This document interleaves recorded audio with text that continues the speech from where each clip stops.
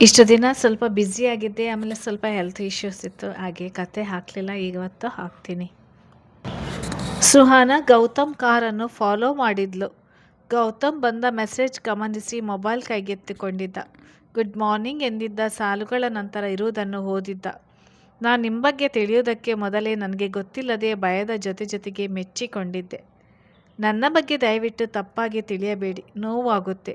ಇಂದು class ಸಂಜೆವರೆಗೂ ಇದೆ. ಆಫೀಸ್ಗೆ ಬರಲು ಆಗುವುದಿಲ್ಲ.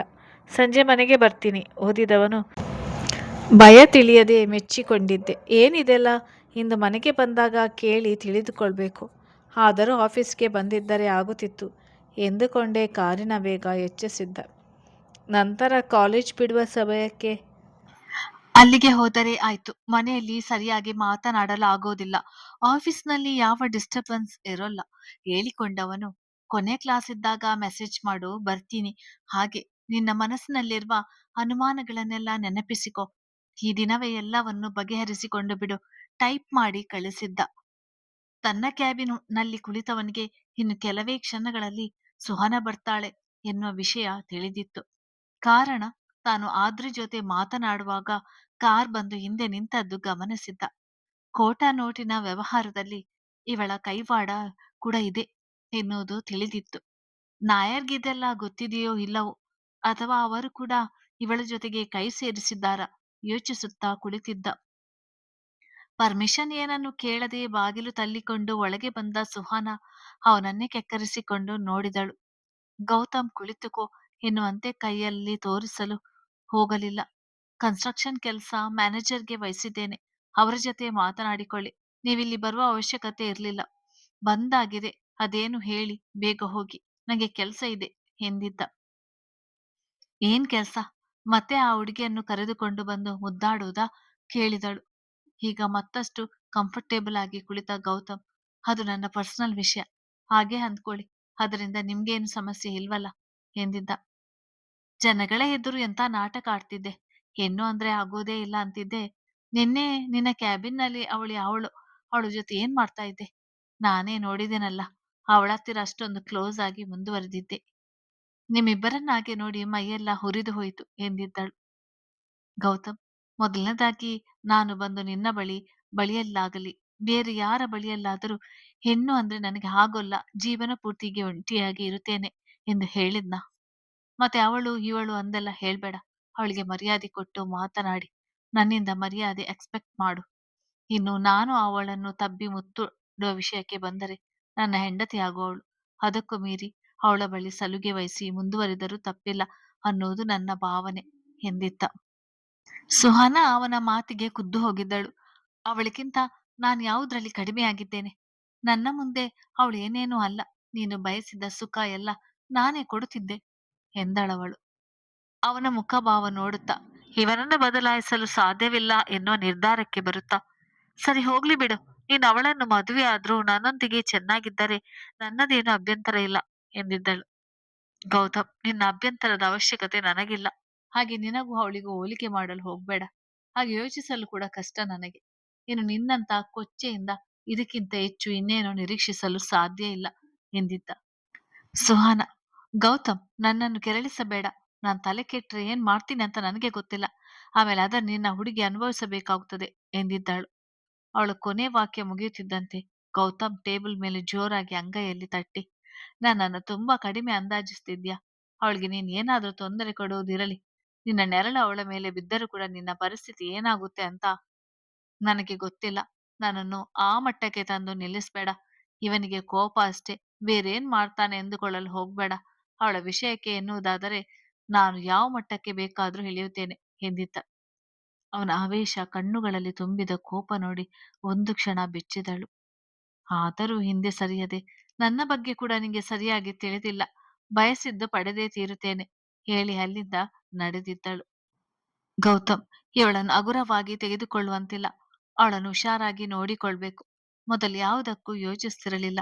ಆದ್ರೆ ಈಗ ಮೆಲು ನಗುವಿನೊಂದಿಗೆ ಬಳಿ ಬರುವವಳ ನೆನಪಾದಾಗ ಸಂಜೆ ಕಾಲೇಜ್ ಬಳಿ ಹೋಗಬೇಕೆಂದುಕೊಂಡಿದ್ದ.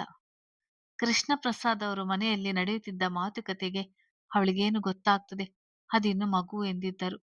ವಿಮಲಾ ಅವರು ಅದೇನಾದರೂ ಇರಲಿ, ಈಗಾಗಲೇ ಅವಳಿಗೆ ಹೇಳದೆ ಮದುವೆ ನಿಶ್ಚಯ ಮಾಡಿದ್ದೀವಿ. ಒಡವೆಗಳು, ಸೀರೆ, ಬಟ್ಟೆ ಎಲ್ಲ ಅವಳ ಇಷ್ಟದ ಪ್ರಕಾರ ಆದ್ರೂ ತರಬೇಕು ತಾನೆ ಎಂದಿದ್ದರು. ಅಲ್ಲೇ ಇದ್ದ ನಂದನ್, ಜೀವನ ಪೂರ್ತಿ ಜೊತೆಯಲ್ಲಿ ಇರುವ ಹುಡುಗನ ಅವಳಿಗೆ ತೋರಿಸದೆ ಆಯ್ಕೆ ಮಾಡಿದ್ದೀರಾ? ಮೈ ಮೇಲೆ ತೊಟ್ಟು ಎತ್ತಿಡುವ ಬಟ್ಟೆ, ಚಿನ್ನದ ಬಗ್ಗೆ ಅವಳ ಆಯ್ಕೆ ಯಾಕೆ ಕೇಳ್ತೀರಾ? ಅವಳಂತೂ ನಿಮ್ಮ ಮಾತು ಮೀರೋದಿಲ್ಲ. ಅದನ್ನು ನೀವೇ ಆಯ್ಕೆ ಮಾಡಿಬಿಡಿ ಎಂದಿದ್ದ. ಮಗನ ಮಾತಿನಲ್ಲಿ ವ್ಯಂಗ್ಯ ಇದೆಯಾ ಎಂದು ಅವನತ್ತ ನೋಡಿದರು. ಅಸಮಾಧಾನದ ಎಲೆ ಕಂಡಾಗ, ಯಾಕೋ ನಿಹಾರ್, ನಿಂಗೆ ಇಷ್ಟ ಆಗ್ಲಿಲ್ವಾ ಕೇಳಿದ್ದರು. ನಂದನ್, ಯಾಕೋ ಸಮಾಧಾನ ಇಲ್ಲ. ಚಂದನ ನಾವು ಹೇಳಿದಂತೆ ಕೇಳುತ್ತಾಳೆ ಎಂದು ಅವಳನ್ನು ಒಂದು ಮಾತು ಕೇಳದೆ ಹೀಗೆ ಮದುವೆ ನಿಶ್ಚಯಿಸುವುದು ಸರಿಯಿಲ್ಲ ಅನಿಸ್ತದೆ. ಅವಳಿಗೂ ಅವಳ ಮದುವೆ ಆಗುವ ಹುಡುಗನ ಬಗ್ಗೆ ಹೀಗಿರ್ಬೇಕು ಎಂಬ ಕನಸು, ಕಲ್ಪನೆ ಇರುತ್ತದೆ ತಾನೆ. ತೀರಾ ತಿಳಿವಳಿಕೆ ಇಲ್ಲದ ಹುಡುಗಿಯಲ್ಲ. ಹಾಗಿದ್ದರೆ ಓದಿನಲ್ಲಿ ಮೊದಲು ಬರುತ್ತಿರಲಿಲ್ಲ. ಅವಳಿಗೆಲ್ಲವೂ ಅರ್ಥವಾಗುತ್ತದೆ. ಮನೆ ಕೆಲಸ, ಅಡಿಗೆ, ದೇವರ ಮನೆ ಕೆಲಸ, ಪೂಜೆ ಪ್ರತಿಯೊಂದು ಎಲ್ಲ ಅಚ್ಚುಕಟ್ಟಾಗಿ ಮಾಡುತ್ತಾಳೆ. ಹೊರಗೆ ಹೆಚ್ಚಾಗಿ ಓಡಾಡುವುದಿಲ್ಲ. ಜನರನ್ನು ಅಂದಾಜಿಸುವುದು ಅಷ್ಟಾಗಿ ತಿಳಿಯುವುದಿಲ್ಲ ಎನ್ನುವುದು ಬಿಟ್ಟರೆ ಅವಳಿಗೆಲ್ಲವೂ ಅರ್ಥವಾಗುತ್ತದೆ. ಅವಳಿಗೂ ಒಂದು ಮಾತು ಹೇಳಿದ್ದರೆ ಆಗುತ್ತಿತ್ತು ಎಂದಿದ್ದ. ಕೊನೆಯಲ್ಲಿ ಕೃಷ್ಣಪ್ರಸಾದ್ ಅವರು, ನಡೆದ ಗಲಾಟೆ ನೀನೇ ನೋಡಿದ್ಯಾ? ಅವಳು ಇಲ್ಲೇ ಇದ್ದರೆ ಹುಡುಗನನ್ನು ನೋಡಿದ್ದರೂ ಕೂಡ ಅಪ್ಪಾಜಿ ನಿಮ್ಮಿಷ್ಟ ಎಂದು ಹೇಳಿ ಸುಮ್ಮನಾಗಿ ಬಿಡುತ್ತಿದ್ದಳು.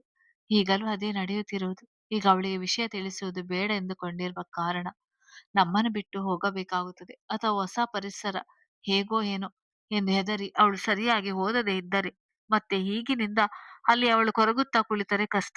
ಹಾಗಾಗಿ ಅವಳಿಗೆ ವಿಷಯ ತಿಳಿಸುತ್ತಿಲ್ಲ ಅಷ್ಟೇ. ಮುಚ್ಚಿ ಇಡುವ ಯಾವ ಉದ್ದೇಶವೂ ಇಲ್ಲ. ಸ್ವಂತ ಮನೆ ಇದೆ, ಒಳ್ಳೆ ಕೆಲಸ ಇದೆ, ಹುಡುಗ ನೋಡಲು ಲಕ್ಷಣವಾಗಿದ್ದಾನೆ, ಒಳ್ಳೆಯ ಜನ, ಇನ್ನೇನು ಬೇಕು ಎಂದಿದ್ದರು. ವಿನುತಾ ಅವರು ನಮ್ಮ ಚಂದನ ಫೋಟೋ ನೋಡಿ ಒಪ್ಪಿಕೊಂಡು ಬಿಟ್ಟರು. ಎಂಥ ಒಳ್ಳೆ ಜನ ಎಂದಾಗ ಕೃಷ್ಣ ಪ್ರಸಾದ್ ಅವರು, ನಿನ್ನೆ ನಿಹಾರ್ ಫೋನ್ ಮಾಡಿದ್ರು. ನಾನು ಹೋಗಿ ಹುಡುಗಿಯನ್ನು ನೋಡಿ ಬನ್ನಿ, ವಿಳಾಸ ಕೊಡ್ತೀನಿ, ಹಾಗೆ ನಮ್ಮ ಅತ್ತಿಗೆ ಮನೆಯವರಿಗೆ ತಿಳಿಸ್ತೇವೆ ಎಂದೆ. ಆದ್ರೆ ನಿಹಾರ್ ಹೇಳಿದ ವಿಷಯ ಕೇಳಿ ಅಚ್ಚರಿಯಾಯ್ತು. ಅವನು ಚಂದನ್ಲನ್ನು ನೋಡಿದ್ದಾನಂತೆ. ರಾಜು ಮನೆ ಇರುವ ಬೀದಿಯಲ್ಲಿ ಅವನು ಇದ್ದಾನಂತೆ. ಈಗ ಪರೀಕ್ಷೆಯ ಸಮಯ. ವಿಷಯ ತಿಳಿದರೆ ಅವ್ರ ಓದಿನ ಮೇಲೆ ಪರಿಣಾಮ ಬೀರುತ್ತದೆ. ಈಗಲೇ ಯಾರಿಗೂ ಏನು ಹೇಳಲು ಹೋಗಬೇಡಿ. ನನ್ನ ಬಗ್ಗೆ ಕೂಡ ನಿಮ್ಮ ಅತ್ತಿಗೆ ಭಾವನ ಬಳಿ ಹೇಳಲು ಹೋಗಬೇಡಿ. ಈಗಲೇ ವಿಷಯ ತಿಳಿದು ಒಂದು ರೀತಿಯ ಗೌರವದಿಂದ ನಡೆಸಿಕೊಳ್ಳಲು ನೋಡಿದರೆ ಮುಜುಗರ ಆಗುತ್ತದೆ. ಸಮಯ ಬರ್ಲಿ, ಪರೀಕ್ಷೆ ಮುಗಿದು ನಂತರ ನಿಮ್ಮ ಮನೆಗೆ ಕರೆದುಕೊಂಡು ಬಂದ ಮೇಲೆ ಹೇಳಿ. ಹಾಗೆ ನಿಮ್ಗೂ ತಿಳಿಸಿ, ನಮ್ಮ ಮನೆಯವರನ್ನೆಲ್ಲ ಬಂದು ನೋಡುತ್ತೇವೆ. ನನ್ನ ನಿರ್ಧಾರಕ್ಕೆ ನಮ್ಮ ಮನೆಯವರು ಇಲ್ಲ ಎನ್ನುವುದಿಲ್ಲ. ನನಗೆ ಹುಡುಗಿ ಒಪ್ಪಿಗೆ ಆಗಿದೆ ಎಂದರು. ಎಷ್ಟು ಒಳ್ಳೆಯ ಹುಡುಗ, ನೀನೇ ಯೋಚನೆ ಮಾಡು. ಪರಿಚಯ ಹೇಳಿಕೊಂಡು ಸ್ನೇಹ ಸಲುಗೆ ಎಂದುಕೊಂಡು ನಮ್ಮ ಹುಡುಗಿ ಜೊತೆ ತಿರುಗಾಡಬಹುದಿತ್ತು. ಆದ್ರೆ ಹುಡುಗ ಸಂಸ್ಕಾರವಂತ. ಹುಡುಗಿ ಓದು ಮುಗಿಯಲಿ ಎಂದು ಬಿಟ್ಟ. ಇಂಥ ಹುಡುಗ ಈ ಕಾಲದಲ್ಲಿ ಸಿಗಲು ಸಾಧ್ಯವಾ ಎಂದಿದ್ದರು. ನಂದರ್, ನನಗೆ ಇಷ್ಟವಿಲ್ಲ ಎಂದೇನೂ ಅಲ್ಲ. ಒಮ್ಮೊಮ್ಮೆ ಅವಳಿಗೆ ವಿಷಯ ತಿಳಿಸದೆ ಇಷ್ಟು ದೂರ ಮುಂದುವರೆತಿದ್ದೇವಲ್ಲ ಎಂದು ಬೇಸರ ಅಷ್ಟೇ ಹೇಳಿ ಎದ್ದು ನಡೆದಿದ್ದ. ಕೃಷ್ಣ ಪ್ರಸಾದ್ ಅವರು ಇವನ ಮಾತು ಕಟ್ಟಿಕೊಂಡು ಕುಳಿತರಷ್ಟೇ. ನಾಳೆ ಬೀಗರು ಬರುತ್ತಿದ್ದಾರೆ. ಅವರ ಜೊತೆ ಹೋಗಿ ಛತ್ರ ಬುಕ್ ಮಾಡಿ ಹುಡುಗನಿಗೆ ಒಡವೆ ಕೊಂಡು ತಂದು ಬಿಡೋಣ. ಚಂದನ ಬಂದ ನಂತರ ಅವಳಿಗೆ ಇಷ್ಟವಾದದ್ದು ಕೊಡಿಸಿದರೆ ಆಯ್ತು ಎಂದಿದ್ದರು. ಗೌತಮ್ ಮೊಬೈಲ್ನಲ್ಲಿ ಮಾತನಾಡಿದವನು ಸುಹಾನ ಎಲ್ಲಿದ್ದಾಳೆ ಎಂದು ತಿಳಿದುಕೊಂಡು ಕಾರನ್ನು ಕಾಲೇಜ್ನ ಕಡೆಗೆ ತಿರುಗಿಸಿದ್ದ. ಸುಹಾನ ಹಿಂದಿನ ದಿನ ತನ್ನ ನೋಡಿದಾಗಲೇ ಯೋಚಿಸಿದ್ದವನು ರಾತ್ರಿ ಅದಕ್ಕೊಂದು ವ್ಯವಸ್ಥೆ ಮಾಡಿದ್ದ. ಕಾಲೇಜ್ ಬ್ಯಾಗು ಹಿಡಿದು ನಿಂತಿದ್ದ ಚಂದನ ಕಾರ್ ಬಂದು ನಿಂತಾಗ ಹತ್ತಿ ಕುಳಿತಿದ್ದಳು. ರಸ್ತೆ ಬದಲಾಗಿದ್ದು ನೋಡಿ ಮನೆಗೆ ಹೋಗೋಣ ಎಂದಿದ್ದಳು. ಒಮ್ಮೆ ವಾಚ್ ಕಡೆಗೆ ನೋಡಿ, ಇನ್ನೂ ಸಮಯ ಇದೆಯಲ್ಲ, ಏನೋ ಮಾತನಾಡಬೇಕು ಎನ್ನುತ್ತಿದ್ದೆ. ಮನೆಯಲ್ಲಿ ಮಾತನಾಡಲು ಆಗುವುದಿಲ್ಲ. ಇಲ್ಲದೆ ಇದ್ದರೆ ಎಲ್ಲರಿಗೂ ಈಗಲೇ ವಿಷಯ ತಿಳಿಸಬೇಕಾಗುತ್ತದೆ. ಆಗ ಅವರಾಗೆ ಪರ್ಮಿಷನ್ ಕೊಡ್ತಾರೆ ಎಂದಿದ್ದ. ಚಂದನ್ ಆಫೀಸ್ನಲ್ಲಿ ಮಾತನಾಡಲು ನೀವು ಬಿಡಲ್ಲಲ್ವಾ? ಹಾಗೆ ಹೇಳ್ಬೇಕೆನಿಸಿದರೆ ಈಗಲೇ ಬೇಡ. ಮಿತ್ರ ಅಕ್ಕನ ಮದುವೆ ಮುಗಿದು ಹೋಗಲಿ. ಅಪ್ಪ ಅಮ್ಮ ಅಣ್ಣ ಮದ್ವೆಗೆ ಬರ್ತಾರೆ. ಅವರ ಜೊತೆ ಮಾತಾಡಿ ನಂತರ ಹೇಳಿ ಎಂದಿದ್ದಳು. ಹೌದಾ, ಸರಿ, ಅವರನ್ನು ಮನೆಗೆ ಕರೆದುಕೊಂಡು ಬಾ. ತಾತನಿಗೆ ಮೊದಲು ಹೇಳಿರುತ್ತೇನೆ. ನಾನು ಯಾವಾಗ ನಿನ್ನನ್ನು ಆಫೀಸ್ನಲ್ಲಿ ಮಾತನಾಡಬೇಡ ಎಂದಿದ್ದೆ? ನಿನ್ನ ಬಾಯಿ ಏನಾದರೂ ಕಟ್ಟಾಗಿದೆಯಾ ಎಂದಿದ್ದ. ಇಂದಿನ ದಿನ ನೆನಪಾದಾಗ ಮೃದುವಾಗಿದ್ದ. ಸರಿ ಎನ್ನುವಂತೆ ತಲೆ ಆಡಿಸಿದವಳು. ಸಣ್ಣ ಮಗುವಿನೊಂದಿಗೆ ಮನೆಗೆ ಬೇಗ ಹೋಗಬೇಕು. ಇಲ್ಲೇ ಕಾರಿನಲ್ಲಿ ಮಾತನಾಡಿದರೆ ಆಗುತ್ತಿತ್ತು. ಮೆಲ್ಲಗೆ ಹೇಳಿದಳು. ಗೌತಮ್, ಇಂದಿನ ದಿನ ತಾನು ನಡೆದುಕೊಂಡ ರೀತಿ ನೆನಪಾದಾಗ ಅರ್ಥವಾಗಿತ್ತು. ಆದರೂ ಇಲ್ಲ, ಬೇರೆ ವಿಷಯಕ್ಕೆ ಕರೆದುಕೊಂಡು ಹೋಗ್ತಾ ಇದ್ದೀನಿ ಹಿಂದಿನಂತೆ ರೇಗಿದ್ದ. ರೆಸ್ಟೋರೆಂಟ್ ಮುಂದೆ ಕಾರು ನಿಲ್ಲಿಸಿದಾಗ ಬೇಡ ಎಂದಿದ್ದಳು. ಮಧ್ಯಾಹ್ನ ಬಾಕ್ಸ್ನಲ್ಲಿ ಒಂದಿಷ್ಟು ತಿಂದಿರ್ತೀಯ, ಏನಾದ್ರೂ ತಗೋ ಹೇಳಿದ ಚಂದನ. ನಮ್ಮ ಅಪ್ಪಾಜಿ ನಾನು ಕಾಲೇಜ್ನಿಂದ ಬರುತ್ತಲೇ ಮಗುಗೇನಾದ್ರೂ ಕೊಡೆ ಎಂದು ಹೇಳುತ್ತಾ ಇದ್ದರು. ಅದು ನೆನಪಾಯಿತು. ಯಾವಾಗ ಅವರನ್ನು ನೋಡ್ತೀನೋ ಅನಿಸ್ತಾ ಇದೆ. ಅವರು ಬಂದು ತುಂಬಾ ದಿನ ಆಯ್ತು ಎಂದಿದ್ದಳು.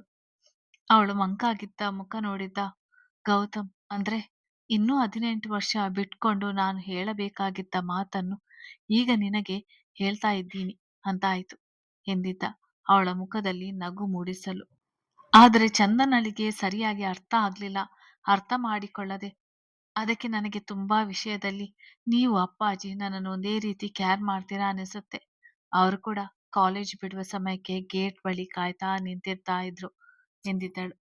ಗೌತಮ್ ಇದಿಷ್ಟೇ ಅವಳ ಪುಟ್ಟ ಪ್ರಪಂಚ ಎನಿಸ್ತದೆ. ಅದರ ಹೊರತಾಗಿ ಹೆಚ್ಚು ಯೋಚಿಸಲು ಹೋಗುವುದಿಲ್ಲ ಎಂದುಕೊಂಡಿದ್ದ. ಮನಸ್ಸು ಬದಲಾಯಿಸಿ ಹೊರಡುವ ಸಮಯದಲ್ಲಿ ಕಾರನ್ನು ಮನೆ ಕಡೆಗೆ ತಿರುಗಿಸಿದ್ದ. ವೆಂಕಟಾದ್ರಿಯ ಮುಂದೆ ಇಳಿಯುತ್ತೇನೆ ಎಂದವಳನ್ನು ಮನೆಗೆ ಬಂದು ಹೋಗು ಹೇಳಿ ಕಾರನ್ನು ದೀಪಾಂಜಲಿಯ ಕಾಂಪೌಂಡ್ ಒಳಗೆ ನಿಲ್ಲಿಸಿದ್ದ. ಮನೆಯ ಒಳಗೆ ಬರುತ್ತಲೇ ನಿಶಬ್ದವನ್ನು ಗಮನಿಸಿ ಎದುರಾದ ಚಿನ್ನಯ್ಯನನ್ನು ಎಲ್ಲಿ ಯಾರು ಕಾಣುತ್ತಿಲ್ಲ ಕೇಳಿದ್ದ. ಅದೇನೋ 3ನೇ ತಿಂಗಳ ಇಂಜೆಕ್ಷನ್ ಹಾಕಿಸಿಕೊಂಡು ಬರಲು ಹೋಗಿದ್ದಾರೆ. ಪಾವನಿ ಜೊತೆ ಇಂದ್ರಾಣಿ ಅಮ್ಮನವರು ಕೂಡ ಹೋದ್ರು. ದೊಡ್ಡ ಯಜಮಾನರು ಮಾಮೂಲಿ ವಾಕಿಂಗ್ ಹೋಗಿದ್ದಾರೆ. ನಿಮ್ಗೆ ಕಾಫಿ ಮಾಡಿ ತರ್ತೀನಿ ಎಂದಿದ್ದರು. ಗೌತಮ್ ಯೋಚಿಸುವಂತೆ ಮುಖ ಮಾಡುತ್ತಾ ನಿಂತಾಗ ಚಂದನ, ಬಾರಮ್ಮ, ನಂಗಿಲ್ಲಿ ಕೆಲಸ ಇದೆ, ಕಾಫಿ ಮಾಡ್ತೀನಿ, ತಕೊಂಡೋಗಿ ಕೊಟ್ಟು ಬಿಡು ಎಂದಿದ್ದರು. ಇವರಿಬ್ಬರ ನಡುವಿನ ಮನಸ್ತಾಪ ಸರಿ ಹೋಗಿರ್ಬೋದು ಎಂದುಕೊಂಡು ಗೌತಮ್ ರೂಮಿನ ಕಡೆ ನಡೆದರೆ ಚಂದನ ಕಾಲೇಜ್ ಬ್ಯಾಗ್ ಇಟ್ಟು ಅಡುಗೆ ಮನೆ ಕಡೆಗೆ ನಡೆದಿದ್ದಳು. ನೀವು ಬೇರೆ ಕೆಲಸ ಇದ್ರೆ ನೋಡಿಕೊಳ್ಳಿ, ನಾನು ಕಾಫಿ ಮಾಡ್ತೀನಿ, ನಿಮ್ಗೂ ಬೇಕಾ ಎನ್ನುತ್ತಾ 2 ಕಪ್ ಕಾಫಿ ಮಾಡಿ ಚೆನ್ನಯ್ಯನಿಗೆ 1 ಕಪ್ ಕೊಟ್ಟು ಮತ್ತೊಂದು ಲೋಟ ಹಿಡಿದು ಗೌತಮ್ ರೂಮಿನ ಕಡೆಗೆ ನಡೆದಿದ್ದಳು. ಕಾಫಿ ಕುಡಿದು ಮುಗಿಸುವವರೆಗೂ ಒಂದೂ ಮಾತನಾಡದ ಗೌತಮ್, ಅಷ್ಟು ದೂರ ಯಾಕೆ ಕುಳಿತಿದ್ಯಾ, ಇಲ್ಲಿ ಏನಾಗಿದೆ ಹೇಳಿ ಕೈ ಹಿಡಿದು ಪಕ್ಕಕ್ಕೆ ಕೂರಿಸಿಕೊಂಡವನು. ಹೇಳು, ನಿನ್ನೆ ಎಲ್ಲ ಸರಿ ಹೋದ ಮೇಲೆ ಮತ್ತೆ ನಿನ್ನ ಮನಸ್ಸಿನಲ್ಲಿ ಯಾವ ಪ್ರಶ್ನೆ ಹುಟ್ಟುಕೊಂಡಿದೆ? ಬೆಳಿಗ್ಗೆ ಕೂಡ ಹುಚ್ಚು ಹುಚ್ಚಾಗಿ ಮೆಸೇಜ್ ಕಳಿಸಿದ್ಯಾ, ಅದೇನದು? ಭಯ, ತಪ್ಪಾಗಿ ತಿಳಿದಿದ್ದೆ, ಮೆಚ್ಚಿಕೊಂಡಿದ್ದೆ, ಮೊದಲೇ ನೀನು ಎದುರು ನಿಂತು ಮಾತನಾಡಿದ್ದರೂ ಅರ್ಥ ಆಗುವುದಿಲ್ಲ, ಅಂಥದ್ರಲ್ಲಿ ಮೆಸೇಜ್, ಸರಿ ಅದೇನು ಹೇಳು ಎಂದಿದ್ದ. ಸ್ವಲ್ಪ ಹೊತ್ತು ಸುಮ್ಮನೆ ಕುಳಿತವಳ ನೋಡಿ ಮತ್ತೆ ಗೌತಮ್, ಮಾತನಾಡಿದ್ರೆ ತಾನೇ ನಂಗೆ ಅರ್ಥ ಆಗೋದು, ನೀನ್ ಹೀಗೆ ಕುಳಿತ್ರೆ ಹೇಗೆ ಅರ್ಥ ಆಗುತ್ತೆ ಎಂದಿದ್ದ. ಚಂದನ, ಅದು ನೀವು ಎಷ್ಟು ದೊಡ್ಡ ಶ್ರೀಮಂತರು ಎಂದು ತಿಳಿದಿರಲಿಲ್ಲ. ನಮಗಿಂತ ದೊಡ್ಡದಾದ ಮನೆ ಇದೆ, ನಮಗಿಂತ 1-2 ಕಾರು ಜಾಸ್ತಿ ಇದೆ, ನಿಮ್ಮದೇ ಒಂದು ಚಿಕ್ಕ ಆಫೀಸ್ ಇರ್ಬೋದು ಎಂದುಕೊಂಡಿದ್ದೆ. ಆದ್ರೆ ನೀವು ತುಂಬಾ ದೊಡ್ಡ ಶ್ರೀಮಂತರು. ನಾನ್ ನಿಮ್ಮ ಸಮಕ್ಕೆ ಇಲ್ಲ, ಅದನ್ನು ಯೋಚಿಸಿದಾಗ ಬೇಜಾರಾಯ್ತು ಎಂದಿದ್ದಳು. ಗೌತಮ್ಗೆ ಅರ್ಥವಾಗಿತ್ತು. ಆಫೀಸ್ ಅಲ್ಲ, ಶ್ರೀಮಂತಿಕೆ ನೋಡಿ ಹೀಗೆಲ್ಲ ಯೋಚಿಸ್ತಿದ್ದಾಳೆ. ಬೇರೆ ಯಾರಾದರೂ ಆಗಿದ್ದರೆ ಅವರ ಯೋಚನಾ ರೀತಿಯೇ ಬೇರೆ ಇರುತ್ತಿತ್ತು ಎಂದುಕೊಂಡವನು, ಈಗ ಅದಕ್ಕೇನೋ ಮಾಡ್ಬೇಕು, ಅದು ನಿನಗೆ ಸಮಸ್ಯೆ ಅನಿಸುತ್ತಾ ಕೇಳಿದ್ದ. ಚಂದನ, ಹಾಗಲ್ಲ, ಒಮ್ಮೊಮ್ಮೆ ಮಾತುಗಳು ಬಂದು ಹೋಗುತ್ತದಲ್ಲ. ಶ್ರೀಮಂತ ಮಕ್ಕಳನ್ನು ಹಣ ನೋಡಿ ಇಷ್ಟಪಟ್ಟಿದ್ದಾರೆ, ಅವರ ಹಿಂದೆ ಹೋಗಿದ್ದಾರೆ ಎಂದೆಲ್ಲ. ನನ್ನನ್ನು ಈ ರೀತಿ ನೀವೆಂದಾದರೂ ತಪ್ಪು ತಿಳಿಯುವುದು ಇಷ್ಟ ಇಲ್ಲ. ನೀವಿಷ್ಟೆಲ್ಲ ಶ್ರೀಮಂತರು ಎಂದು ತಿಳಿಯುವ ಮೊದಲು ನಾನು ಹೆದರಿಕೆಯ ನಡುವೆಯೇ ನಿಮ್ಮನ್ನು ಹೇಳೋ ಹೊತ್ತಿಗೆ ಅದಾಗಲೇ ಕಣ್ಣುಗಳು ತುಂಬಿ ಬಿಕ್ಕಳಿಕೆ ಸದ್ದು ಕೇಳಿದಾಗ ಅವಳ ಬಳಿ ಸರಿದು ಭುಜ ಬಳಸಿ ಗಲ್ಲ ಹಿಡಿದೆತ್ತಿ, ನಾನು ಒಪ್ಪಿದ್ದು, ನಂಬಿದ್ದು, ಬಯಸಿದ್ದು ನಿನ್ನನ್ನ. ಶ್ರೀಮಂತಿಕೆ ಮೇಲೆ ಮೋಹ ಇದ್ದರೆ, ಅದರ ಹಿಂದೆ ಹೋಗಿದ್ದರೆ ಈ ವೇಳೆಗಾಗಲೇ ತುಂಬಾ ಶ್ರೀಮಂತ ಹುಡುಗಿಯ ಮದುವೆ ಆಗುತ್ತಿದ್ದೆ. ಹಾಗೇನು ನಡೆದಿಲ್ಲ ಅಲ್ವಾ? ಹೋಗಲಿ, ನಿನ್ನನ್ನ ಬಿಟ್ಟು ಬೇರೆ ಹೆಣ್ಣಿನ ಜೊತೆ ಮಾತನಾಡುವುದನ್ನು, ಅವಳ ಜೊತೆ ಓಡಾಡುವುದನ್ನು ನೋಡಿದ್ದೀಯಾ? ನನ್ನ ಬದುಕಿಗೆ ನೀನೊಬ್ಬಳೆ, ಇದನ್ನು ಮಾತ್ರ ಮನಸ್ಸಲ್ಲಿ ಇಟ್ಟುಕೋ, ಬೇರೆಲ್ಲ ಯೋಚನೆ ಮಾಡ್ಬೇಡ ಎಂದಿದ್ದ. ಆದಷ್ಟು ಅವಳಿಗೆ ಅರ್ಥ ಆಗುವಂತೆ ತಾಳ್ಮೆಯಿಂದ ಹೇಳಿದ್ದ. ಚಂದನ, ಆದ್ರೆ ನಾನು ನಿಮ್ಮಷ್ಟು ಶ್ರೀಮಂತೆ ಅಲ್ಲ. ನಿಮ್ಗೆ ಈ ವಿಷಯಕ್ಕೆ ಯಾವಾಗಲೂ ಬೇಜಾರಾಗಲ್ವಾ? ಇನ್ನು ಅನುಮಾನದಲ್ಲಿ ಮನದಲ್ಲಿ ಉಳಿದಾಗ ಕೇಳಿದಳು. ಯಾರು ಹೇಳಿದ್ದು ನಿನ್ನನ್ನು ಶ್ರೀಮಂತೆ ಅಲ್ಲ ಅಂತ? ಈ ಗೌತಮ್ ವರ್ಮನ ಹೆಂಡತಿ ನೀನು. ನನ್ನೆಲ್ಲ ಆಸ್ತಿ, ಹೆಸರು, ಗೌರವಕ್ಕೆ ಯಜಮಾನಿ ನೀನೆ. ಈ ಆಲೋಚನೆಯೆಲ್ಲ ನಿನ್ನ ತಲೆಗೆ ಯಾಕೆ ತುಂಬಿಕೊಳ್ತೀಯ? ಬೇಡದ ಅನಿಸಿಕೆಗಳು ಯಾವಾಗ ಬಂದು ಸೇರಿಕೊಂಡಿತು? ಇಷ್ಟು ದಿನ ಸರಿಯಾಗಿ ಇದ್ದೆಯಲ್ಲ ಎಂದಿದ್ದ. ಅದು ನಿಮ್ಮ ಆಫೀಸ್ ನೋಡಿದಾಗಿನಿಂದ ಹೀಗೆ ಅನಿಸೋಕ್ಕೆ ಶುರುವಾಗಿದೆ. ಈ ರೀತಿ ಆಫೀಸ್‌ಗಳು 4 ಇದೆ. ಮತ್ತೆ ನೀನು ಅವುಗಳನ್ನೆಲ್ಲ ನೋಡಿ ತಲೆ ಕೆಡಿಸಿಕೊಳ್ಬೇಡ. ನೀನು ತುಂಬಾ ಸ್ಪೆಷಲ್ ನನ್ನ ಜೀವನಕ್ಕೆ. ನಿನ್ನ ಮನಸ್ಸಿನ ಸಮಾಧಾನಕ್ಕೆ ಹೇಳುತ್ತೀನಿ. ನಾನು ಎಂದೂ ಆ ರೀತಿಯೆಲ್ಲ ಯೋಚಿಸುವುದಿಲ್ಲ. ನನಗೆ ನೀನು ಮಾತ್ರ ಮುಖ್ಯ. ಇನ್ನೇನು ಪರೀಕ್ಷೆ ಹತ್ತಿರ ಬಂತು. ಅದರ ಕಡೆ ಗಮನ ಕೊಡು. ಬೇಡದಿದ್ದದನ್ನೆಲ್ಲ ತಲೆಗೆ ಹಾಕಿಕೊಳ್ಳುವುದನ್ನು ಕಡಿಮೆ ಮಾಡು. ಒಂದು ರೀತಿ ನೀನು ನನಗಿಂತ ಎತ್ತರದ ಸ್ಥಾನದಲ್ಲಿದ್ಯಾ. ನನಗೆ ಆರ್ಡರ್ ಮಾಡುವ ಅಧಿಕಾರ ಇರೋದು ನಿನ್ನೊಬ್ಬಳಿಗೆ ಮಾತ್ರ. ಈಗ ನಿನ್ನ ಅನುಮಾನ ಪೂರ್ತಿ ಕ್ಲಿಯರ್ ಆಯ್ತಲ್ವಾ? ಕೇಳಿದ್ದ. ನಾನ್ ನಿಮ್ಗೆ ಆರ್ಡರ್ ಮಾಡ್ತೀನಾ? ಯಾವತ್ತೂ ಇಲ್ಲ ಎಂದಳು. ಗೌತಮ್, ನಿನ್ನ ಅನುಮಾನ ಕ್ಲಿಯರ್ ಆಯ್ತಲ್ಲ ಮತ್ತೆ? ಎನ್ನುತ್ತಾ ಸರಿಯಾಗಿ ಕುಳಿತ. ಚಂದನ ಸಂಕೋಚದ ಮುಖ ಮಾಡಿ ಯೋಚಿಸುತ್ತಾ, ಕೇಳುವುದಾ ಬೇಡವಾ ಎಂದುಕೊಂಡು, ಅದು ನನಗೆ ಬೇಕಾಗಿತ್ತು, ಕೊಡ್ತೀರಾ? ಕೇಳಿದ್ದಳು. ಗೌತಮ್ ಮರುಕ್ಷಣವೇ, ಅದಕ್ಕೆ ಯಾಕೆ ಇಷ್ಟೊಂದು ಗಾಬರಿ? ಸಂಕೋಚದ ಮುಖ ಮಾಡಿಕೊಂಡು ಕೇಳ್ತೀಯ? ನೇರವಾಗಿ ಕೇಳು. ನಾನೇನೂ ಕೊಡುವುದಿಲ್ಲ ಅಂತೀನಾ? ಎನ್ನುತ್ತಲೇ ಬೊಗಸೆಯಲ್ಲಿ ಮುಖವಿಡಿದು ತುಂಬು ಕೆನ್ನೆಗಳಿಗೆ ಗಾಢವಾಗಿ ಮುತ್ತಿಟ್ಟು ಮುದ್ದಿಸಿ ಅವಳಾಗಿ ಕೇಳಿದ್ದಾಳೆ ಎನ್ನುತ್ತಾ ಮತ್ತಷ್ಟು ಆವರಿಸಿಕೊಂಡು ಹಿಡಿತ ಬಿಡಿ ಮಾಡಿ ಮುಂದುವರೆದದ್ದವನನ್ನು ಕೊರಳ ಬಳಿ ಮುಖ ತಂದಾಗ ಚೂರೇ ಚೂರು ಅವನಿಂದ ಹಿಂದೆ ಸರಿದು, ನಾನು ಕೇಳಿದ್ದು ಇದನ್ನಲ್ಲ ಎಂದಿದ್ದಳು. ಕಥೆ ಮುಂದುವರಿಯುತ್ತದೆ.